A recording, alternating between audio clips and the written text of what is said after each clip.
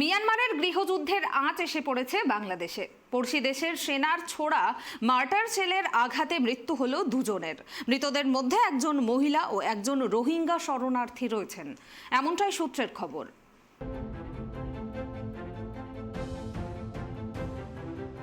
মায়ানমারের রাখাইন রাজ্যের সংঘর্ষে জড়িয়েছে বার্মিজ সেনা তথা টাটমাদাও ও বিদ্রোহী আরকান আর্মি। এর জেরে গত কয়েক সপ্তাহ ধরে পরিস্থিতি উত্তপ্ত হয়ে রয়েছে দুই দেশের সীমান্তে।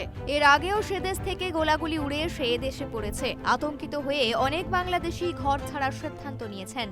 তুমবুরু সীমান্ত এলাকায় যে সমস্ত ছেলেপেলে এবার পরীক্ষার্থী আছে, আমাদের কমিটির পক্ষ থেকে এটাও সিদ্ধান্ত দেওয়া হয়েছে যে প্রয়োজন মতো ওনাদেরকে আমরা এখানে আশেপাশের আমাদের কমিটির বিভিন্ন সদস্যদের বাড়িতে এবং আমাদের মুরব্বীদের বাড়িতে আমরা এনে প্রয়োজন মতো এখানে রেখে আমরা সুষ্ঠুভাবে যাতে 15 তারিখ থেকে পরীক্ষা নির্বিঘ্নে হয় সেটা আমরা ব্যবস্থা নেব ইনশাল্লাহ। দেখতেছি এখানে পরিস্থিতি খুবই খারাপ, হেলিকপ্টার থেকে অনবরত ফায়ার হচ্ছে। ওইখান থেকে আপনার গুলি, এখানে একটা গুলি চলে আসছে, মেতেমি গুলি মানে আর আতঙ্ক খনবিজ্ঞান নেড়িগলি না পারিবার এই অবস্থা। বাড়িঘরত প্রত্যেকটা এড়ে এই পশ্চিমগুলো প্রত্যেক বাড়ির মাঝে গুলি ন ভর দেন হন বাড়ি নেই। তুমবুরু রাইট ক্যাম্পে যে উত্তপ্ত পরিস্থিতি শুরু হয়েছে, আশা করি জীবনে এরকম গোলাগুলি এরকম যুদ্ধ কোনোদিন হয়ও নাই, কোনোদিন কেউ দেখেও নাই। বাংলাদেশের বান্দরবানের নাইক্ষংছড়ি উপজেলার ঘুমধুম ইউনিয়নে মিয়ানমার থেকে ছোড়া মর্টার শেলের আঘাতে একজন বাংলাদেশি নারী ও একজন রোহিঙ্গা পুরুষ নিহত হয়েছেন। সোমবার বিকেল 2:45টার দিকে ঘুমধুম ইউনিয়নের জলপাইতলি গ্রামের একটি রান্নাঘরের ওপর মর্টার শেলটি পড়েছে। এদিকে মিয়ানমারের বিদ্রোহী দল আরকান আর্মির সঙ্গে সংঘর্ষের জেরে এখনো পর্যন্ত মিয়ানমার সীমান্ত রক্ষী বাহিনী, মিয়ানমার সেনাবাহিনী, ইমিগ্রেশন সদস্য, পুলিশ ও অন্যান্য সংস্থার 229 জন সদস্য বাংলাদেশে প্রবেশ করেছে। বর্ডার গার্ড বাংলাদেশ তাদেরকে নিরস্ত্রীকরণ করে নিরাপদ আশ্রয়ে নেওয়া হয়েছে। এই তথ্য নিশ্চিত করেছেন বর্ডার গার্ড বাংলাদেশের জনসংযোগ কর্মকর্তা শরীফুল ইসলাম।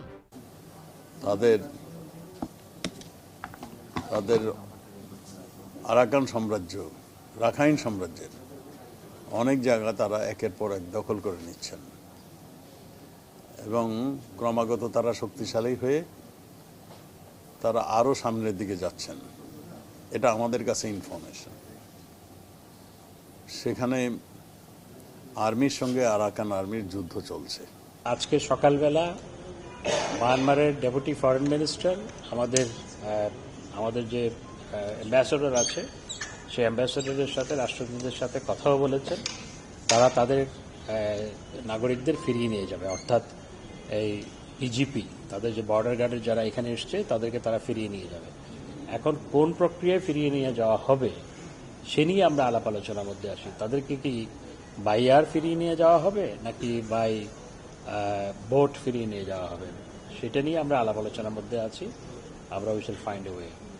এর আগে আপনারা জানেন যে ভারতেও এরকম অনেকে ঢুকে পড়েছিল এবং ভারত থেকে তাদেরকে বাই এয়ারে পাঠিয়ে দেওয়া হয়েছিল। এরা তো অবশ্যই যেতে চাচ্ছে না, হয়তো মায়ানমার সরকার আমাদের সাথে যোগাযোগ করছে কেন, এবং মায়ানমার সরকার তাদের নিয়ে যেতে চায়।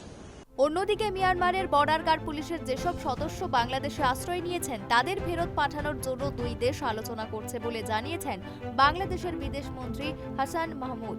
সোমবার বিদেশ মন্ত্রণালয়ে ব্রিফিংয়ে তিনি কথা বলেন। বাংলাদেশের স্বরাষ্ট্রমন্ত্রী আসাদুজ্জামান খান বলেন, মিয়ানমারে যে যুদ্ধ চলছে তা কতদিন চলবে বলা মুশকিল। বাংলাদেশ সীমান্ত ক্রস করে কাউকে আসতে দেওয়া হবে না।